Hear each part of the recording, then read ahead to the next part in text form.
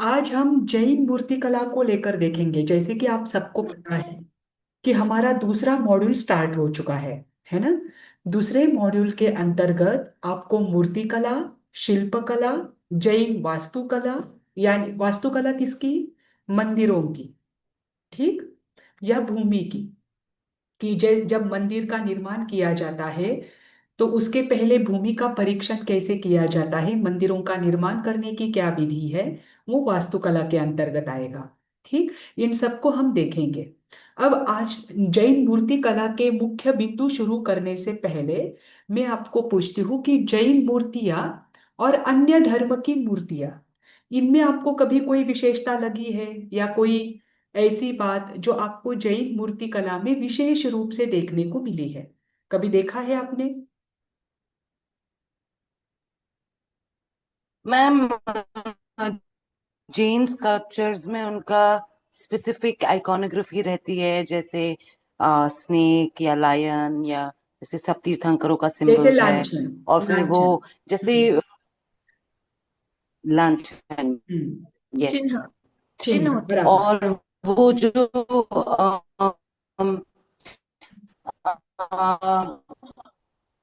और with in, correct, और वो विद इन जैन, मतलब विद इन दिगंबर श्वेतांबर में कुछ सीटेड, कुछ स्टैंडिंग, ऐसे डिफरेंसेस देखते हैं। एक बट मिनट सिमर जी। थोड़ा सा। कंपेयर टू अदर रिलीजन्स, जैसे कभी कभी लगता है जैसे हम बुद्ध का भी देखते हैं ना स्टैचू, उनका बहुत सिमिलर लगता है वो, जैसे सीटिंग पोस्चर में। बचपन तो मुझे लगता था एक ही है एक्चुअली। नहीं, सही तो बात है, ध्यान की मुद्रा। वो थोड़ा ऐसे मुनासिब। मैम एक्चुअली पर बुद्धा के जो रहते हैं ना। Can you hear me ma'am? हाँ हाँ, आपकी ना आवाज बीच में ब्रेक हो रही है आपकी। मेरी आवाज आपको बराबर आ रही है क्या? क्योंकि मैं इधर से देख रही हूँ कि मेरे यहाँ पर इंटरनेट में तो कोई जी प्रॉब्लम मैम, नहीं है। सिमर जी मेरे की में आवाज सबको प्रॉब्लम आई है ना? मैम। सिमर जी की ब्रेक हो पा रही है। हाँ तो हाँ, सिमर मुझे जी ये लग रहा की था कि ब्रेक हो मेरे यहाँ पर रही कोई थी। इंटरनेट का प्रॉब्लम है क्या, क्योंकि मुझे ब्रेक हो रही थी। सिमर जी, आपने बीच में, आपने एंड में जो कहा ना वो हमने सुना सिमर जी, कि बुद्धिज्म की मूर्तियां और जैनिज्म की मूर्तियों को लेकर। लेकिन बीच में आपने कुछ दो तीन सेंटेंस कहे थे कि मूर्ति कला कैसी होती है जैन मूर्तियों को लेकर। वो आप वापस कह हाँ सकते हैं? जी मैम। मैम जैसे कि इवन अगर आप स्कल्पचर्स भी देखें, तो श्वेतांबर ट्रेडिशन में हमें थोड़ा अलग अलग मिलता है। Closed eyes, open eyes, sitting, standing, ऐसे ऐसे। और काफी वो भी जैसे अम्ब्रेलाज जो बने होते हैं, छतरी बने होते हैं, उससे आइडेंटिफाई कर सकते हैं हम कि ये जैन स्कल्पचर है। और मतलब कंपेयर टू बुद्धिज्म, बिकॉज वहां पे भी सिमिलर मिलते हैं हमें, लेकिन हम्म। वहां पे ना उनके वो लक्षण, वो सिंबल्स नहीं होती। सिमर जी, आपकी आवाज ब्रेक हो रही है। लांछन नहीं होता उनके वहां। हेयर मानते हैं ना बुद्ध। हाँ, इसीलिए इसीलिए कोई बात नहीं सिमर जी। इतना तो समझ में आ गया कि आप क्या कह रहे थे। कि जैसे जैन मूर्ति कला में विशेष ये बात लगती है कि सिटिंग पोस्चर वगैरह, चलो ठीक है, बुद्धिज्म के समान होता है, लेकिन तीन छत्र वगैरह जो ऊपर होते हैं या लांछन होते हैं, उससे पता चलता है कि ये जैन मूर्ति है ना? मेरी भी आवाज ब्रेक हो रही है सभी को? नहीं ना? मैम आपकी आवाज आ रही है क्लियर। मैम हाँ। एक हो बुद्धिज्म और रही है मैम। जैनिज्म की मूर्तियों में डिफरेंस है कि भगवान बुद्ध के जो है वो बालों का, घुंघराले बालों का एक ऐसा अलग से स्टाइल है। और जैन मूर्तियां जो होती है वो लोच की हुई होती है। जी। कुछ कुछ जैन मूर्तियां भी ऐसी मिली है जो एक केश मैम वहां पर देखने को मिलते हैं, एक केश का गुच्छा। कुछ कुछ ऐसी है जो भगवान मैम महावीर के मेरी आवाज लिए आ रही है। थी। हाँ हाँ, आपकी आ रही है इंदिरा जी। अच्छा हाँ हाँ। हाँ हाँ। तो मैम श्वेतांबर और दिगंबर में भी तो डिफरेंस है शो को लेके। हाँ, जैसे कि अभी इन्होंने बताया सिमर जी ने कि श्वेतांबर और दिगंबर परंपरा की जो मूर्तियां है, जो आंख बंद करके लेकर या आंख खुली होकर जो देखी जाती है, जैसे कभी कभी श्वेतांबर परंपरा की जो मूर्तियां है उसमें वस्त्र भी दिखाई देते हैं, वस्त्रों का पट दिखाई दिया जाता है। दिगंबर परंपरा की मूर्तियों में वो नहीं होता है ना। तो श्वेतांबर और दिगंबर परंपरा की मूर्तियां भी अलग अलग है।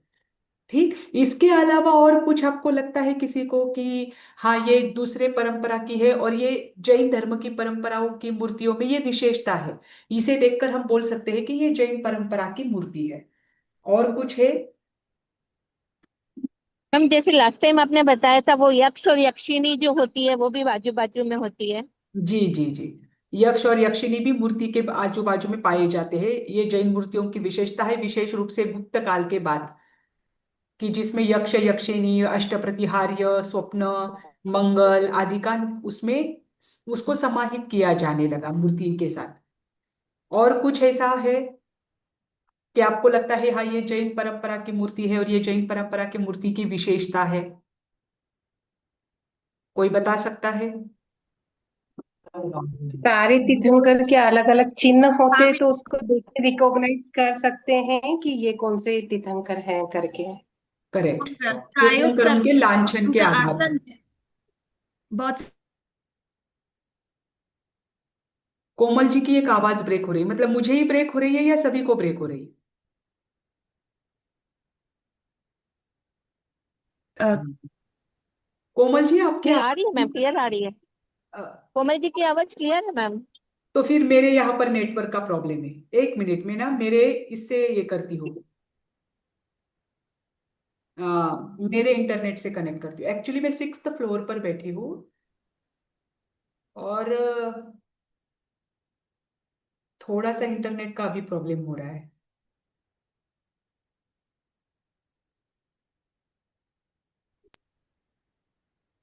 कैन हाँ यू हियर मी? जी, अब मैंने मैम मेरे मैम कैन यू हियर कोमल मी? जी ने जी जी, अब मैम सिमर कोमल जी जी आ ने रही है कहा आपकी है बात। कि हाँ। हाँ कोमल बोलिए। आप कुछ बोल रहे थे? हाँ कोमल जी आप बोलिए।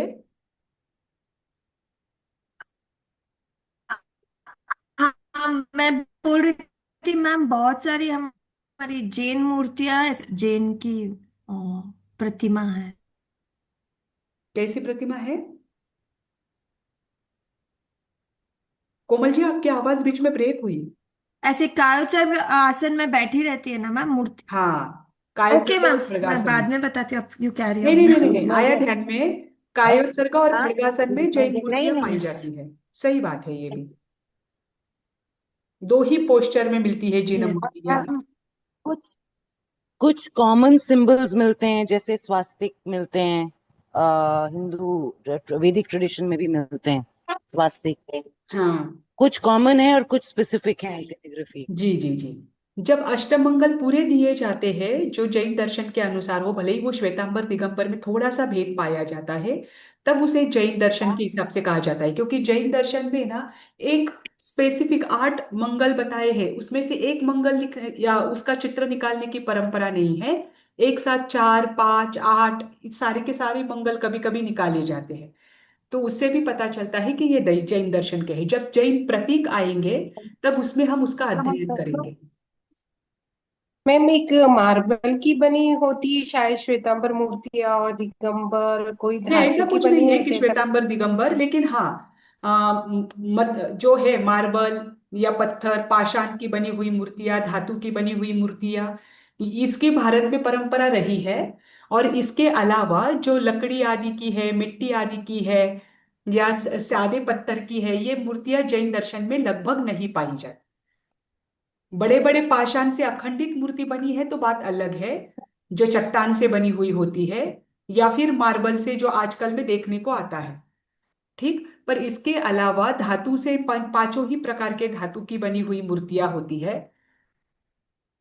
मिट्टी, साधारण पत्थर और लकड़ी, इनका इस्तेमाल मूर्ति के लिए नहीं किया जाता। देखो, जैन मूर्ति कला के अंतर्गत हम क्या क्या देखेंगे वो तो आगे आएगा ही, लेकिन उसके पहले देखिए कि सबसे, अगर आज आर्कियोलॉजी के प्रमाण के हिसाब से देखो तो सबसे प्राचीन प्रमाण मूर्ति कला को लेकर, प्रमाण के रूप में, मूर्ति के रूप में मैं बता रही हूँ, मूर्ति कला को लेकर मिलता है ग्रंथों में भी, शिलालेख में भी। वो है राजा खारवेल ने, उनके 3 पीढ़ियां पहले से, मतलब राजा खारवेल हुए 2200 2300 वर्ष पूर्व, उनके भी पूर्व 3 पीढ़ियां जो उनके पर दादाजी आदि थे, उनसे नंद राजाओं ने एक जीन प्रतिमा, उनको हरा कर वो नंद राजा जीन प्रतिमा अपने राज्य में लेकर गए थे मगध में।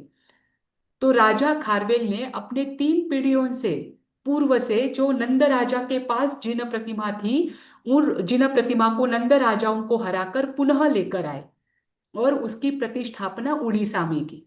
तो मूर्ति के रूप में और शिलालेख के रूप में मूर्ति पुनः प्राप्त करने का प्रमाण मिलता है राजा खारवेल से। हड़प्पन सिविलाइजेशन और मोहनजोदड़ो में जो मूर्तियों का अवशेष मिला है, जैसे कि मैंने बताया था कि बस धड़ मिला है, कि ये जैसे उस पत्थर की पॉलिश है, उस पॉलिश के आधार पर पता चला कि ये मौर्य कालीन मूर्ति है। तो वो जो मूर्तियां है, वो मूर्तियां सबसे प्राचीन मानी गई है। उससे भी प्राचीन हड़प्पन सिविलाइजेशन में कुछ सिक्के मिले हैं जिस पर पीछे मूर्तियों के चिन्ह अंकित है। जैसे भगवान ऋषभदेव की केशरिया, एक का, बाल, एक केश का गुच्छ रखी हुई मूर्ति है। तो वो 3 से 5 हजार वर्ष प्राचीन मानी जाती है, पर वो सिक्के पर मिली है ना। तो मूर्तियों की प्रथा कब से है ये हम नहीं कह सकते एग्जैक्टली, लेकिन जैसे प्रमाण मिले हैं वैसे उस हिसाब से कहा जा सकता है कि 3 से 2500, यानी 2500 से 3000 वर्ष की प्राचीन मूर्तियां हमें मिलती है। उससे प्राचीन मूर्तियां नहीं मिलती, उससे प्राचीन तो हमें सिक्के आदि मिलते हैं। ठीक। अभी देखो, तो जो हमारे आईएएस अधिकारी है एनसी मेहता, इन्होंने मूर्ति कला पर विशेष अध्ययन किया है और उन्होंने कहा है कि अगर आप जैन मूर्ति कला को देखो तो नंद वंश से लेकर, नंद वंश मौर्य वंश के पहले था और मौर्य वंश नंद वंश को हराकर राज्य उसने शुरू किया था, है ना। चंद्रगुप्त मौर्य ने नंद को हराया था। उस समय 9 नंद हुए थे, वो 9वें नंद चल रहे थे। आप सोचिए, नंद वंश मौर्य वंश भी से भी कितना प्राचीन है। और उन नंद वंशों से राजा खारवेल ने जीन की प्रतिमा पुनः प्राप्त की और अपने कुमारिल पर्वत पर, वहां पर उन्होंने उसकी स्थापना की। तो जब मूर्तियां मिलती है, वो नंद वंश से लेकर 15वीं शताब्दी तक की मिलती है, मतलब उसके बाद की भी है, लेकिन जो बदलाव है मूर्तियों में वो 15वीं शताब्दी तक देखा गया है। लगभग 14वीं 15वीं शताब्दी के बाद जैसी जिन मूर्तियां बनाना शुरू हुआ, आज भी वैसी ही जिन मूर्तियां बनाई जाती है। ध्यान रखना, जो जैन मूर्ति कला में बदलाव है वो कब से मिलता है, तो नंद राजवंश से लेकर, क्योंकि वहां की ही प्रतिमा सबसे प्राचीन मिलती है, नंद राजवंश से लेकर 15वीं शताब्दी तक प्रत्येक समय में जैसे जैसे समय बीतता गया जैन मूर्ति कला में बदलाव आते गए। ठीक। इस कारण से 15वीं शताब्दी तक जैन मूर्ति कला और जैन मंदिरों की वास्तुकला आपको देखने को मिलेगी और सब में कुछ ना कुछ बदलाव देखने को मिलेगा। उसके बाद उनका ये कहना है, जो मेहता जी है, कि जो मंदिर और मूर्तियां हैं उनका आकार प्रत्येक राजवंश में प्रत्येक समय में कम होता गया, बढ़ता गया, कुछ भी होता गया हो, लेकिन जैन मूर्ति कला की एक विशेषता रही है कि प्रत्येक राजवंश ने अलग अलग अपने अपने समय में अलग अलग तीर्थंकरों की मूर्तियां बनाई। उनके बनाने की स्टाइल अलग अलग थी। किसी ने बड़ी बनाई, किसी ने छोटी बनाई, किसी ने धातु की बनाई, किसी ने ब्रॉन्ज की बनाई, किसी ने पत्थर की बनाई, किसी ने जो है संगमरमर उसकी बनाई हो। अलग अलग चीजों की बनाई, अलग अलग नक्शियों की बनाई, अलग अलग साइज की बनाई, लेकिन हर समय में जो तीर्थंकरों की मूर्तियां बनाई गई उसमें एकता और उसमें गंभीरता हमेशा रखी गई। ठीक। 2000 वर्ष पूर्व की भी आप मूर्ति देखोगे तो तीर्थंकर के चेहरे पर वही गंभीरता दिखेगी, और आज वर्तमान की भी आप मूर्ति देखोगे तो तीर्थंकर के चेहरे पर, मुख पर जो गंभीरता दिखाई गई है, उनका जो पोस्चर दिखाया गया है वो चेंज नहीं हुआ।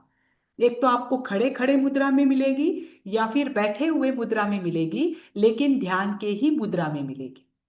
ऐसा नहीं है कि तीर्थंकर के सांसारिक जीवन को से संबंधित मूर्तियां बनाई गई हो और उसकी पूजा होती गई हो।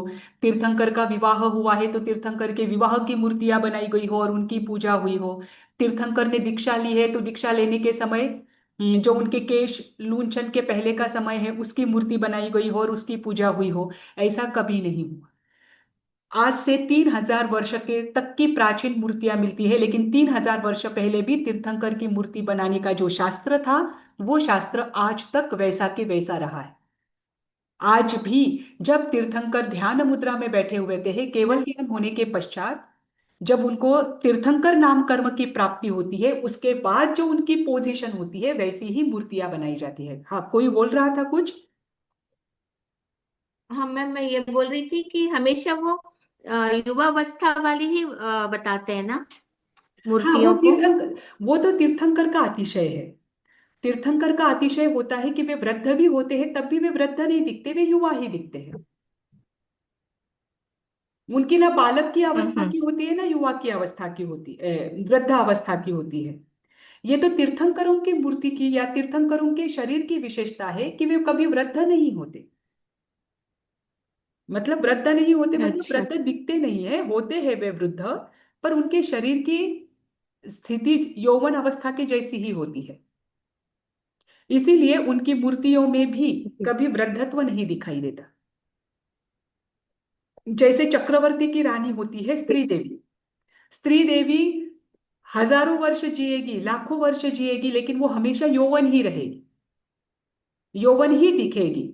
जैसे वो यौवन अवस्था में दिखती है वैसे ही वो मृत्यु के समय दिखती है ना। तो ऐसे ही तीर्थंकर और कोई भी शलाका पुरुष है यस। उनकी विशेषता होती है कि उनका जो शरीर है वो शरीर वृद्धत्व को प्राप्त नहीं होता, मतलब उस शरीर में वृद्धत्व के चिन्ह दिखाई नहीं देते। वे वृद्ध तो बन जाते हैं। और ये तीर्थंकर के साथ लगभग सभी शलाका पुरुषों में ये विशेषता पाई जाती है ना। जैसे तीर्थंकर के केश और नख कभी नहीं बढ़ते, ज्यादा नहीं बढ़ते, वैसे ही प्रमाण से अधिक अन्य शलाका पुरुषों के भी नहीं बढ़ते। अन्य शलाका पुरुषों को भी दाढ़ी मूछ आदि नहीं होता है। ये उनके शरीर की विशेषता होती है ना। तो इसीलिए तीर्थंकर की मूर्तियां हमेशा समान ही रहती है। हाँ, तीर्थंकरों की मूर्तियों की एक विशेषता है, क्योंकि वो तीर्थंकरों की विशेषता होती है कि प्रत्येक तीर्थंकर भले ही उनका वर्ण अलग हो, दिखने में सारे समान होते हैं। सबकी हाइट अलग रहेगी, सबके वर्ण अलग रहेंगे, लेकिन दिखने में सारे समान रहेंगे। और यही बात उनके मूर्तियों में भी देखने को मिलती है कि तीर्थंकर की भले ही ऋषभ देव भगवान की मूर्ति हो, पार्श्वनाथ भगवान की मूर्ति हो, भगवान महावीर की मूर्ति हो, सबकी मूर्तियों का कलर अलग रहेगा, उनकी साइज अलग रहेगी, लेकिन दिखने में मुखाकृति सबकी समान रहेगी, है ना। क्योंकि ये तीर्थंकरों। Yes ma'am. फिर इसके बाद हम तीर्थंकर। सिर्फ उनके लांछन और उससे ही पहचान पाते हैं। हाँ, उनके लांछन, वो ये लांछन बनाने की प्रथा भी बाद में शुरू हुई, है ना। पर लांछन से ही हमें पता चलता है कि ये कौन से तीर्थंकर की मूर्ति है। ठीक। जी और मैम। पहले तो जैसे उनके विशेष चिन्ह दिए गए थे, जैसे हड़प्पन सिविलाइजेशन में जो कॉइन्स मिले हैं, उन कॉइन्स में ये भगवान ऋषभ देव है। ये कैसे पता चला? क्योंकि केश का जो गुच्छ था वो बस भगवान ऋषभ देव का था। जैसे भगवान पार्श्वनाथ है उनके पीछे सर्प दिखाए गए थे, तो ये भगवान पार्श्वनाथ का चिन्ह है या भगवान पार्श्वनाथ है, ये उसकी वजह से पता चला।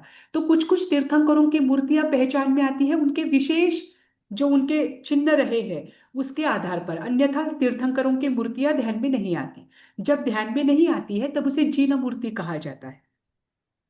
ये कौन से तीर्थंकर की मूर्ति है? कौन ये सी जब मूर्ति मैम? जीन जीन मूर्ति, जीन यानी तीर्थंकर, आप कहते हो ना अच्छा। जिनेन्द्र, हाँ तो उसमें हाँ जो हाँ। चिन्ह है, तो जब तीर्थंकर की मूर्ति ध्यान में नहीं आती है जो बिना लांछन की हो लेकिन मूर्ति अत्यंत प्राचीन हो, उसमें कोई भगवान पार्श्वनाथ जैसा, भगवान ऋषभ देव जैसा कोई चिन्ह ना हो, तो जब वो ध्यान में नहीं आती है तब उसे जीन मूर्ति कहा जाता है। ठीक।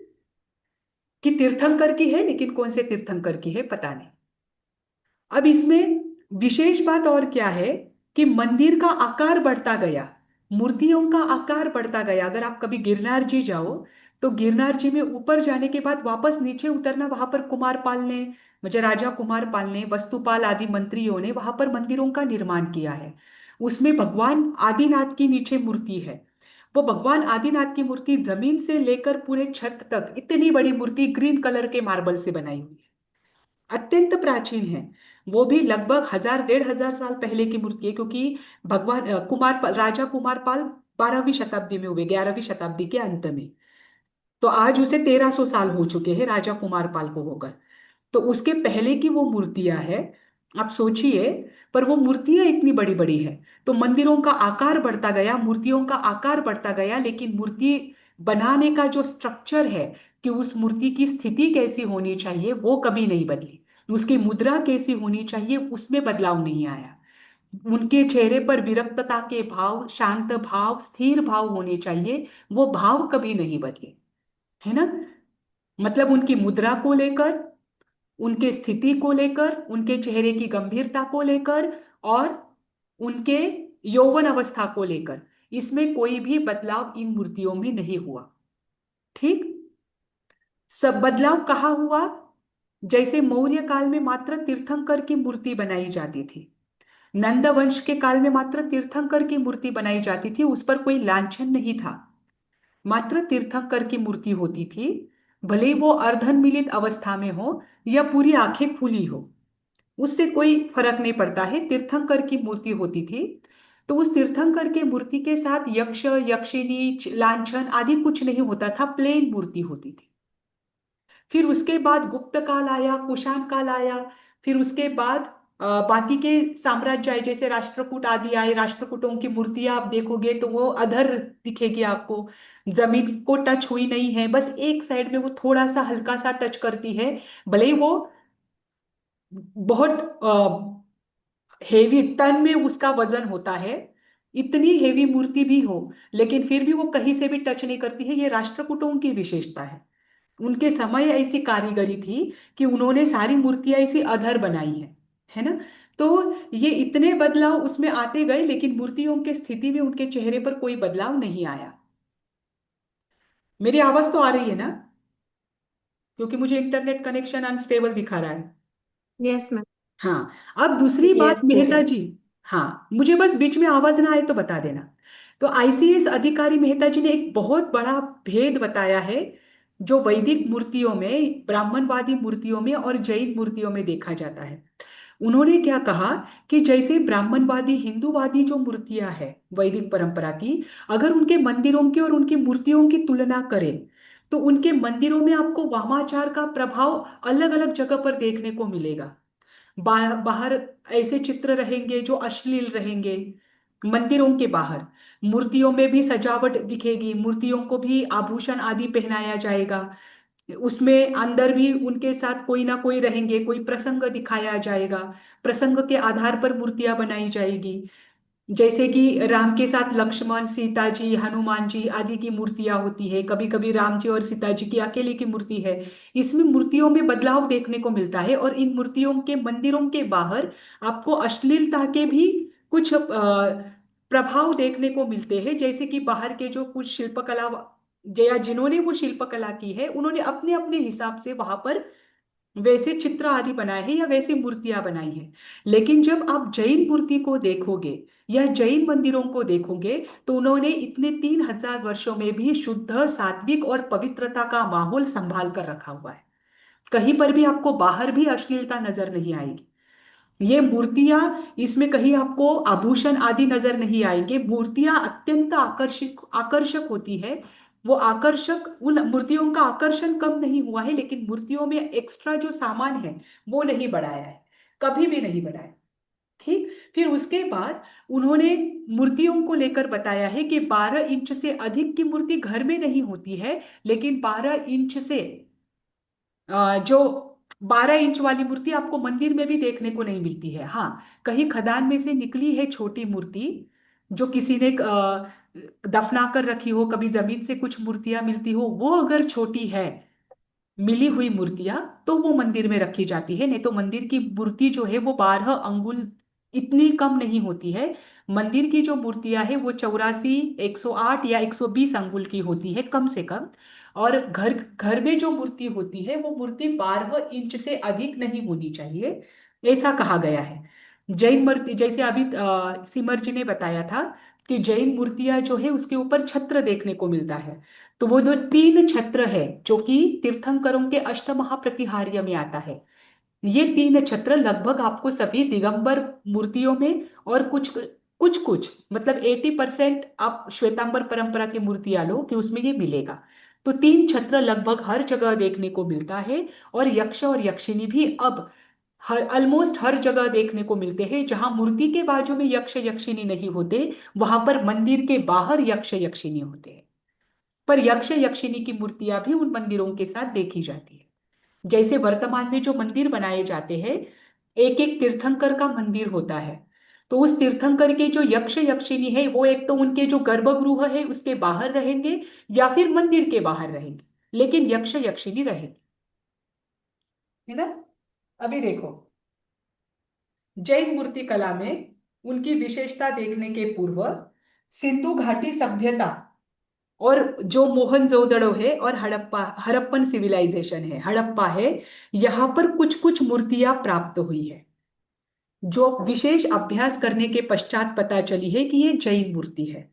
क्योंकि अगर आप देखो, ध्यान की मुद्रा में मात्र 2 ही धर्मों की मूर्तियां पाई जाती है, एक तो बुद्धिज्म और एक है जैनिज्म, है ना। बौद्ध दर्शन की मूर्तियों में विशेष रूप से कायोत्सर्ग मुद्रा बहुत कम देखने को मिलती है। उनकी अभय मुद्रा और अंजलि मुद्रा अधिक होती है। ठीक। कायोत्सर्ग मुद्रा में तीर्थंकर की मूर्तियां देखने को मिलती है। दूसरी चीज, तीर्थंकर की मूर्तियां नग्न रूप में दिखाई जाती है, जो कि बौद्ध दर्शन में नहीं होती।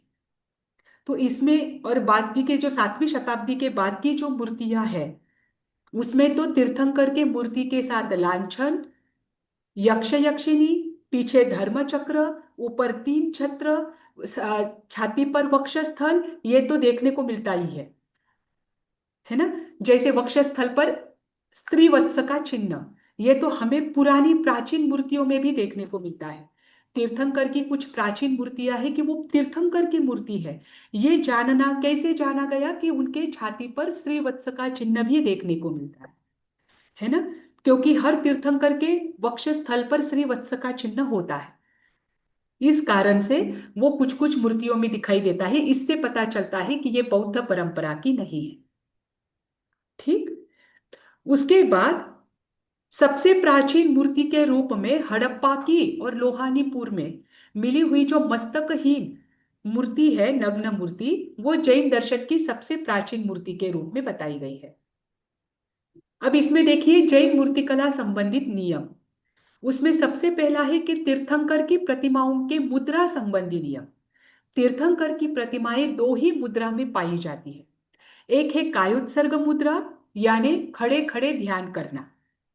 खड़े खड़े ध्यान की मुद्रा जैसी होती है उसे कहते हैं कायोत्सर्ग मुद्रा। और एक है खड़गासन या फिर पद्मासन की मुद्रा, यानी पद्मासन में ध्यान में बैठा जाना। दोनों भी ध्यान में ही होती है। तीर्थंक तीर्थंकर की मूर्ति हमेशा ध्यान में दिखाई जाती है। एक तो वो खड़े खड़े ध्यान में रहेंगे या फिर बैठे हुए ध्यान में रहेंगे। तो कायोत्सर्ग मुद्रा और पद्मासन मुद्रा में दिखाई जाती है। इसके अलावा आचारांग सूत्र और प्रतिष्ठा सारोद्धार में कहा है कि इसके अलावा तीर्थंकर के लिए किसी भी आसन का प्रयोजन नहीं होना चाहिए, मूर्ति के लिए उसका निषेध किया है। तीर्थंकर की मूर्ति ध्यान में ही कायोत्सर्ग या खड़गासन पद्मासन मुद्रा में ही होनी चाहिए। क्योंकि ये कायोत्सर्ग मुद्रा जो है, ये ध्यान की मुद्रा जो है, ये त्याग, स्थैर्य और आत्म संयम का द्योतक है। और त्याग, स्थैर्य और आत्म संयम का सबसे उच्च प्रमाण होता है तीर्थंकर का जीव, है ना। इसीलिए उनके अन्य जो चेष्टाएं हैं, अन्य जो उन्होंने कार्य किए हैं, अन्य जो आसन है, चाहे खड़े रहने के, अन्य किसी भी आसन में उनकी मूर्तियां प्राप्त नहीं होती। ठीक। फिर इसके बाद दूसरा नियम है निर्वस्त्रता का नियम। तीर्थंकर की मूर्तियां श्वेतांबर परंपरा में लगभग 10वीं शताब्दी के बाद ज्यादातर जो तीर्थंकर की आदि की मूर्तियां या साधुओं की मूर्तियां हैं, उनके लिए वस्त्र का जो पटल दिखाया जाता है वो उसमें के बाद में मिलता है। लेकिन तीर्थंकरों की मूर्तियों को लेकर हर जगह एक नियम कायम है कि तीर्थंकर की मूर्तियां जो है वो निर्वस्त्र होती है ना। जैन मूर्तिकला में तीर्थंकर की प्रतिमाओं को नग्न होना अनिवार्य माना है। और दिगंबर परंपरा में तो आज तक हर बार भी उनकी जो भी मूर्तियां बनती है वो सारी निर्वस्त्र इसमें ही होती है, निर्वस्त्र ही होती है, क्योंकि ये पूर्ण अपरिग्रह और कर्म बंधन से मुक्ति का प्रतीक है। इसीलिए तीर्थंकर की मूर्तियां चाहे श्वेतांबर परंपरा हो चाहे दिगंबर परंपरा हो, वो हमेशा निर्वस्त्र ही दिखाई जाती है। वस्त्र का अभाव ये दर्शाता है कि तीर्थंकर ने सांसारिक बंधनों को पूर्णतः दूर कर दिया है, उनसे वो पूर्णतः मुक्त है ना। और श्वेतांबर परंपरा में कुछ कुछ मूर्तियां जो पटल के साथ दिखाई है, जैसे कि मैंने आपको कहा, तो वो पटल भी उन्होंने अत्यंत एक या दो ही पटल के रूप में दिखाया है, इसके अलावा नहीं दिखाया। पर ये बीच बीच में ही हुआ था, उसके बाद पुनः श्वेतांबर परंपरा की जो भी मूर्तियों का निर्माण हुआ वो बिना पटल का ही रहा है। ठीक, तो वो तो एकदम अत्यंत दिखाया जाता है ताकि वो दिखे नहीं। वो लगभग जो एकदम ध्यान से देखता है, जिसे पता होता है, उसे ही ध्यान में आता है जब भी पटल रखा जाता है। अन्यथा कोई भी अगर ये मूर्ति देखेगा तो इनको वो निर्वस्त्र ही दिखेगी। ठीक, और इतना तो निश्चित है कि तीर्थंकरों की मूर्ति के साथ किसी भी प्रकार का अलंकरण नहीं किया जाता। जैसे आप अन्य धर्मों की मूर्तियां देखोगे, उसमें मूर्ति में ही अलंकार, जैसे आभूषण आदि है, कान के कुंडल आदि है, ये आभूषण उनके मूर्ति में ही दिखाई देते हैं। श्वेत जैन मूर्ति कला के अंतर्गत तीर्थंकर की मूर्तियां आभूषण से युक्त होना इसका निषेध है। आप ऊपर से आभूषण भले ही जो पूजा करते आंगी हैं, करते आंगी करते में वो। वही वही मैं बोल रही हूँ कि ऊपर से अगर कोई आभूषण करे वो बात अलग है, मूर्ति वैसी नहीं बनाई जाती, मूर्ति के साथ कोई आभूषण तैयार नहीं किया जाता, मूर्ति प्लेन ही रहेगी। ठीक, फिर इसके बाद है मुख मुद्रा और दृष्टि को लेकर नियम। जैन प्रतिमा जो है, उनके मुख पर पूर्ण शांति के, निर्विकारता के और समत्व का भाव होना आवश्यक है। और उनकी जो मूर्तियां होती है वे पूरी की पूरी आंखें उसकी बंद नहीं होती। जो दिगंबर परंपरा की मूर्तियां हैं वो आपको देखने को मिलती है, उनमें भी आधी ही आंखें बंद होती है, वो अर्धोन्मीलित होती है। पूर्ण आंखें बंद दोनों भी परंपराओं में नहीं होती।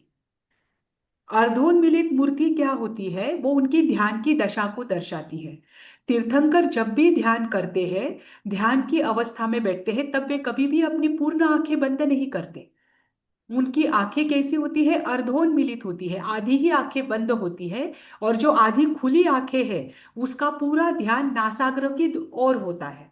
और ये वास्तव में ध्यान की सही पद्धति है। इससे आंखें जब हम आधे ही बंद करते हैं तो हमारी एकाग्रता बनी रहती है, हमारे विचार नहीं भटकते और हमें नींद नहीं आती, जब हम आधी आंखें बंद करके ध्यान करते हैं तो तीर्थंकरों की मूर्तियों की यह विशेषता है कि वो अर्धोन्मिलित होती है, या कहीं कहीं श्वेतांबर परंपरा की जो मूर्तियां हैं वो पूरी आंखें खुली दिखाई देती है, लेकिन पूर्णतः आंखें किसी की भी बंद नहीं होती। नेत्रों में ना क्रोध होता है, ना करुणा होती है, ना हर्ष होता है, मात्र आत्मा में स्थिर होने के भाव होते हैं। इसीलिए नासाग्र दृष्टि की ओर उनका ध्यान है, ऐसे भाव में वो मूर्ति दर्शाई जाती है। ठीक, फिर उसके बाद है अलंकरण निषेध का नियम। जैसे मैंने अपनी अभी बताया था कि तीर्थंकरों की जो मूर्तियां है, जैसे देवता आदि की मूर्तियां कैसे अलंकार के साथ बनाई जाती है, तीर्थंकर की मूर्तियां अलंकार से रहित होती है क्योंकि वो मुक्त अवस्था को दर्शाती है। तीर्थंकर किसी भी प्रकार के आभूषण नहीं पहनते, मुकुट नहीं पहनते, वस्त्र आदि नहीं पहनते, इस सबका वर्जन मूर्ति में जरूरी है। ये क्योंकि मुक्त आत्मा है, इनको किसी भी प्रकार का कोई सांसारिक भार नहीं है, और सांसारिक भार से अब ये मुक्त हो चुके हैं। हाँ, पर इनके साथ अगर यक्ष यक्षिणी हो, जैसे कि 7वीं शताब्दी के बाद शुरू किया है, कभी कभी ऐसा भी होता है कि तीर्थंकर के मूर्ति देख, जैसे नीचे देखो, ये तीर्थंकर की मूर्ति है ना, इसके नीचे देवी देवता आदि कुछ भी बताए जाते हो, इनको आप आभूषण लगा सकते हो मूर्ति के अंतर्गत, इनको आप आभूषण से युक्त हो ऐसे दिखा सकते हो, लेकिन तीर्थंकर को आप कभी भी आभूषण के साथ नहीं दिखाई देना। ठीक, फिर लांछन संबंधी नियम। लांछन संबंधी नियम, तीर्थंकर की जो मूर्तियां है, जैसे कि मैंने अभी आपको बताया था कि तीर्थंकर की मूर्तियां 7वीं शताब्दी के बाद से लांछन से युक्त दिखाई गई। जैसे तीर्थंकर की मूर्तियों के साथ यक्ष यक्षिनी आदि बताई गई, वो गुप्ता पीरियड के बाद बताए गए। गुप्ता पीरियड कब था? गुप्तकालीन साम्राज्य था दूसरी तीसरी शताब्दी में। उसके बाद के साम्राज्यों में एक एक चीजें उनके साथ बढ़ती गई। जैसे गुप्तकालीन साम्राज्य में यक्ष यक्षिनी बढ़ते गए, फिर उसके बाद अन्य अन्य प्रसंग दिखाना, फिर अष्टमंगल आदि, फिर उसके बाद तीन छत्र आदि वो बढ़ते गए, फिर उसके बाद लांछन आदि भी दिखाते गए, क्योंकि 7वीं शताब्दी के आचार्यों ने ये निर्णय लिया। ऐसे कहा जाता है कि लगभग 6ठी 7वीं शताब्दी के बाद आचार्यों ने प्रत्येक तीर्थंकर के लांछन को लेकर लिखा है। उसके पहले लिखा हुआ प्रमाण नहीं मिलता। हालांकि ये प्रमाण तो मिलता है, मतलब प्राचीन ग्रंथों में ये वर्णन तो आता है कि जैसे इंद्र आदि थे, इंद्र आदि तीर्थंकरों के लांछन को डिसाइड करते हैं, वो बताते हैं। वो लांछन कहाँ देखते हैं? जब वे तीर्थंकरों का जन्माभिषेक करने के लिए उनको मेरू पर्वत पर लेकर जाते हैं। तो मेरू पर्वत पर जब उनका जन्माभिषेक करते हैं, उस समय उनके दाहिने पैर के अंगूठे में जो चिन्ह दिखाई देता है, वह चिन्ह तीर्थंकर का लांछन के रूप में डिसाइड किया जाता है, और ये इंद्र घोषित करता है। ऐसा वर्णन तो आता है, परंतु लांछन मूर्ति के साथ दिखाने की प्रथा ये 7वीं शताब्दी के बाद रही है ना। उसमें भी अगर आप दिगंबर परंपरा के लांछन देखो और श्वेतांबर परंपरा के लांछन देखो, तो दोनों परंपराओं के लांछन में थोड़ा थोड़ा अंतर देखने को मिलता है ना। ये आपके लिए होमवर्क है कि दिगंबर परंपरा के 24 तीर्थंकरों के लांछन और श्वेतांबर परंपरा के 24 तीर्थंकरों के लांछन आपको ढूंढना है और पढ़ना है, और क्या भेद है ये मुझे 2 मिनट में मंडे को बताना है। ठीक।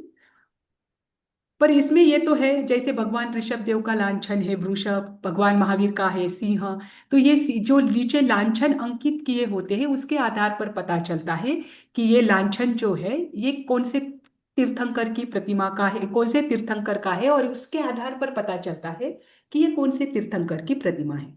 लेकिन ये लांछन की प्रथा गुप्त काल के बाद से ही रही है। गुप्त काल के पहले जो नंद वंश के साम्राज्य की और मौर्य कालीन जो प्रतिमाएं मिलती है, कुषाण कालीन जो प्रतिमाएं मिलती है, उनमें लांछन नहीं मिलता। ठीक। फिर इसके बाद आता है परिकर और प्रभावल के संबंधित नियम। परिकर और प्रभावल, जैसे कि पीछे अशोक वृक्ष दिखाना, चामरधारी इंद्र आदि दिखाना, उनके अष्ट महाप्रतिहार्य दिखाना, पीछे धर्मचक्र या भामंडल आदि दिखाना, कभी कभी धर्मचक्र भी दिखाया जाता है ना। तो ये जो है, ये सारे उनके अष्ट प्रतिहार्य आदि है, अष्टमंगल आदि है, या इंद्र आदि है।